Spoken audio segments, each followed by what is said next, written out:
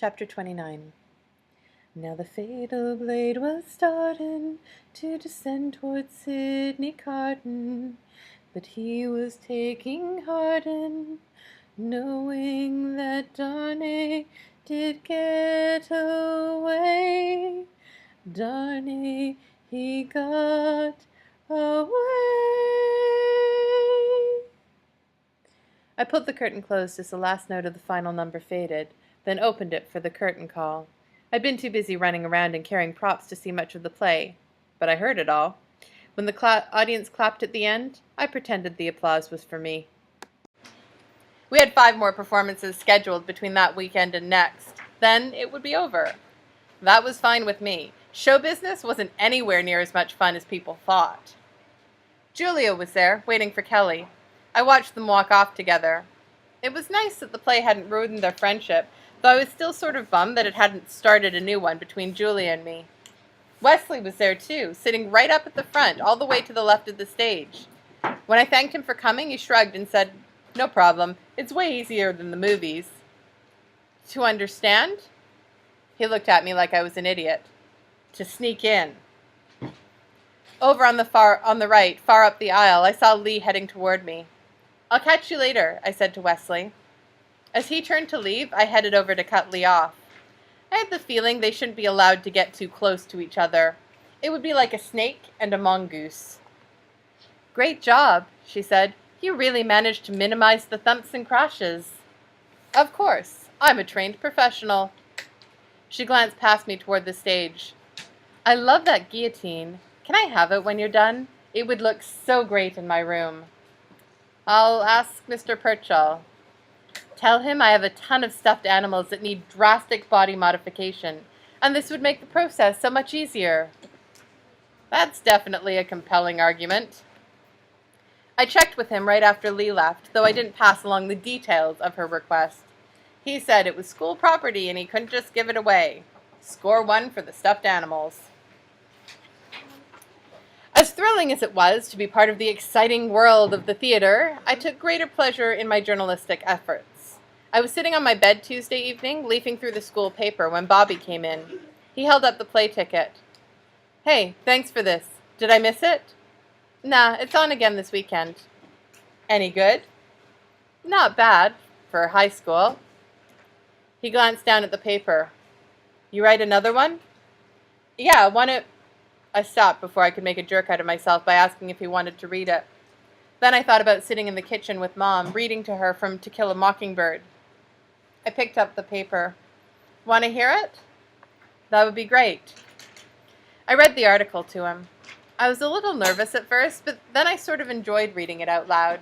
It was nice hearing my words spoken, even if I was doing the one speaking.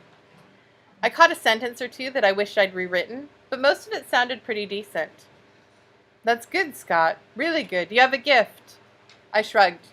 "It's nothing." "Don't ever say that. It's very good. Honest." "Thanks." Bobby paused by the door on his way out. "I haven't been much of a big brother."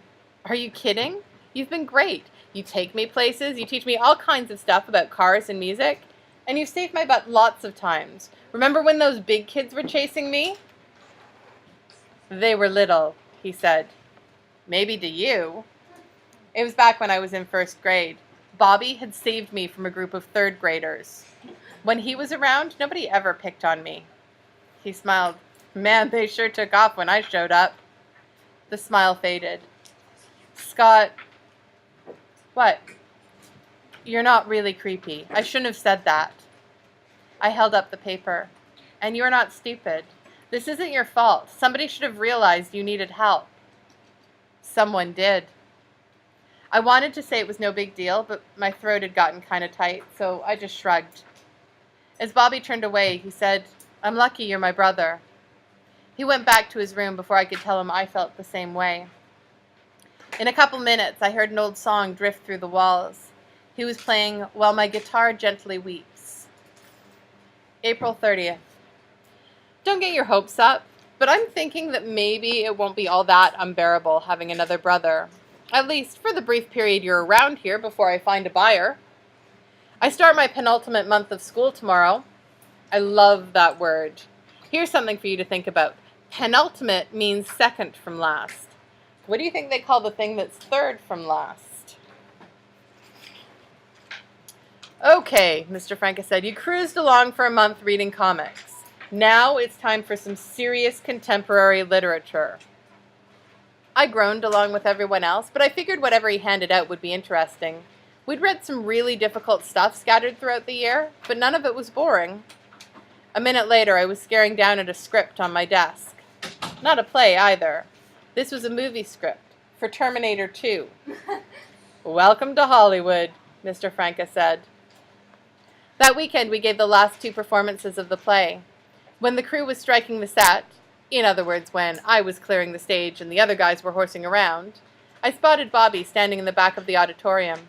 I hopped off the stage and walked over to him. Not bad, he said. You liked the play? Nah, but the stage crew rocked. Thanks. This whole school thing, you're doing good. Way better than I ever did. I think you can do whatever you want, anything at all. Except find the right wrench. Bobby shrugged. There are plenty of guys who can do that. I'm serious. Except for that wrench thing, I bet you could do whatever you set your mind to. So can you, I said. No way. I'm just good at one thing. And right now, nobody's buying. There are a zillion guitar players out there. Hey, you want to ride home? No thanks. Believe it or not, I have a social event to attend. I finished up with the props and then went to the cast party. It was sort of like the dance. I stood around drinking soda, eating potato chips, and watching everyone else mingle. At least Julia and Vernon weren't there. You can do whatever you want. If only that were true. Kelly was there. What I wanted to do was walk over to her and ask her if she'd ever heard Julia mention me. But I didn't have the guts. I did overhear her say, they've been fighting a whole bunch. I couldn't tell who she meant, but I had my hopes. Mr. Purchall came over and clamped his hand on my shoulder. Well done. I hope we can count on your help next year, Scott. I mumbled something about needing to make sure it would fit in with my other activities. I had a feeling my career behind the curtains had gone as far as it was ever going to go. Between rehearsals and performances, I must have carried a grand total of about 87,000 tons of lumber. On the other hand, next year I could sit back, play poker, and let some poor freshman do all the work.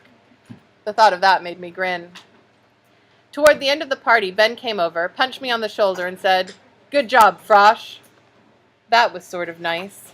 But after each of the other guys on the crew repeated the praise and punch routine, I was hurting. But it was a good sort of hurt. And then there are the bad hurts.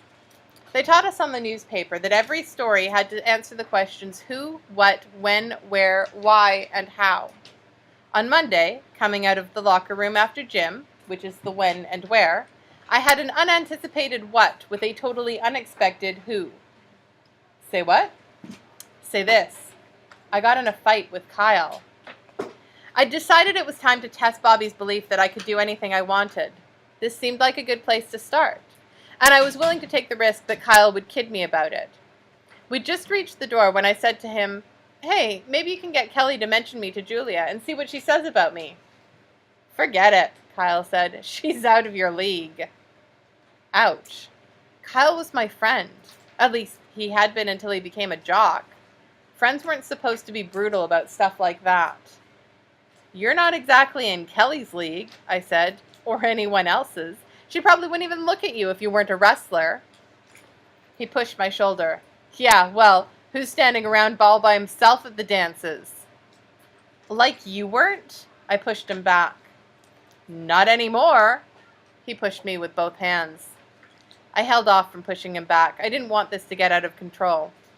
"I could get a date if I wanted," I lied. "With who? Some freaky bitch with a face full of pins?" The air in the hallway suddenly felt 10 degrees warmer. Those words were way too familiar. "What did you say?" Kyle's eyes shifted away for an instant, then locked back on mine. "Freaky bitch." "You're the one who wrote on her locker." I expected him to deny it. Instead, he shrugged. "Hey, it looks like you're not the only creative writer around here." And there went the why. I tackled him.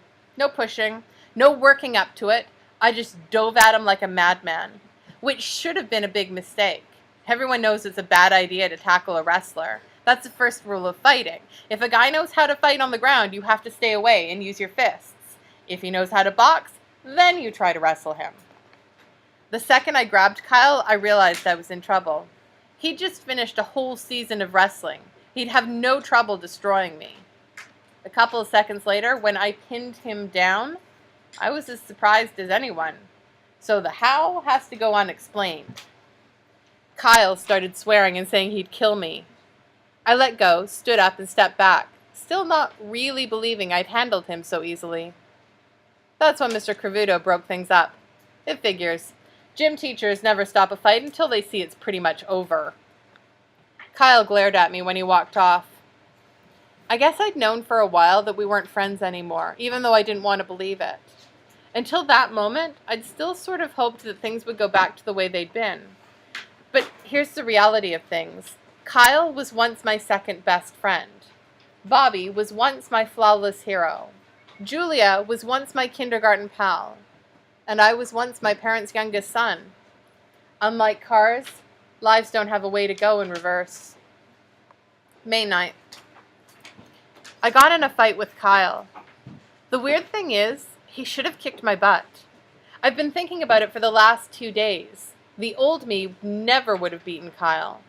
But between gym class, stage crew, and calisthenics and Spanish, I guess I put on a bit of muscle. It's funny, in my mind, I'm this skinny kid who usually doesn't lift anything heavier than a book. But my shirts are getting kind of tight across the chest, and my pants are short.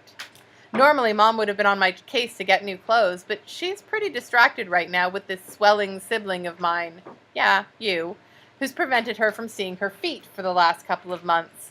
I haven't gotten any clothes since Christmas. Now that I think of it, last week when we were doing fitness tests in gym, Mr. Cravuto actually said, "Nice hustle, Hudson. Way to go." Once you get to know him, he's not such a bad guy.